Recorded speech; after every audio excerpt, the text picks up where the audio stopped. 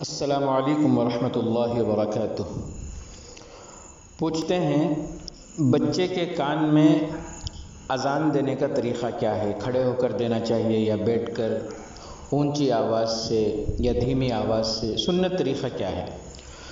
دوستوں، اس کا جواب یہ ہے، بچے کی پیدائش کے بعد دائیں کان میں اذان اور بائیں کان میں اقامت کہنا سنت ہے، اور یہ عمل سرور کونین صلی اللہ علیہ وسلم سے ثابت ہے۔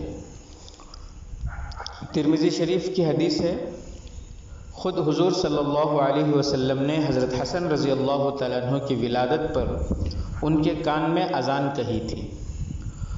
اور ایک کتاب تحفۃ الاحوذی لکھا ہے، جناب آقا محمد الرسول اللہ صلی اللہ علیہ وسلم نے فرمایا، جس کے یہاں کوئی بچہ پیدا ہو اور اس کے دائیں کان میں اذان اور بائیں کان میں اقامت کہے تو وہ بچہ ام الصبیان سے محفوظ رہے گا۔ ام الصبیان ایک بیماری کا نام ہے جس میں بچہ بالکل سوکھ جاتا ہے۔ اذان اور اقامت کی برکت سے بچہ اس بیماری سے محفوظ رہے گا۔